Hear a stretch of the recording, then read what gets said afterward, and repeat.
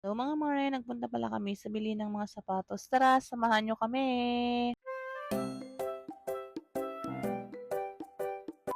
At ayan nga mga mare, nagpunta pala kami sa bilihan ng mga sapatos at very late upload na tong video na to. And tsamba natin mga mare kasi mga sale. At hayaan natin mamili si na kuya, no? Kasi alam na nila kung ano yung gusto nila, hindi ko na sila didiktahan. At hindi rin naman ako yung magsusot, kundi sila. Pangit naman kasi kapag ako yung pumili, tas ayaw nilang isuot. Pagdating na ng pasukan, ayaw na nilang magsapatos. Ganon. E di sayang lang pag ganun mare, ayaw isuot dahil ikaw nga namili. Ayan nga, nakuha pang sumayaw ng mare nyo. Ayan ang bucket list niya makapagsayaw sa bilihan ng mga sapatos.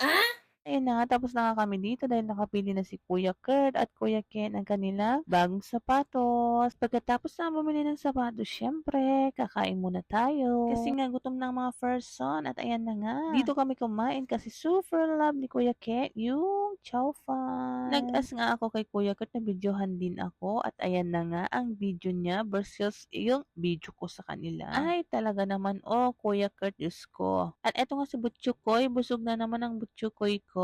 Tapos na nga kaming kumain dyan at eto nga, tamang video-video na lang kami. Tamang pa-cute pa nga. Thank you Lord kasi nararanasan ng mga anak ko yung mga di ko nararanasan nung bata ako. At thank you Lord sa lahat ng paggabay. Sa araw-araw at sa buong pamilya namin, walang nagkakasakit. Thank you Lord sa lahat-lahat. Walang hanggang pasasalamat.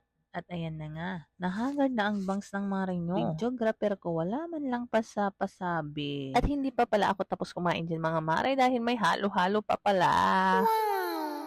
At ngayon ko lang nalaman na slow mo pala itong video na to. Saklap pala kapag ako yung binidyohan, walang katarungan. Siyempre, after ng kain, pagbibigyan natin ang mga kuya at ayan naglaro sila sa Tom's World. At wala akong kaalam-alam kung ano yung pinag-aaway na magkuya dito. Dahil may isa pang natirang token si kuya at dahil nga nagpa-video na naman ako kay Kuya Kurt at ayan na naman ang binidyohan niya.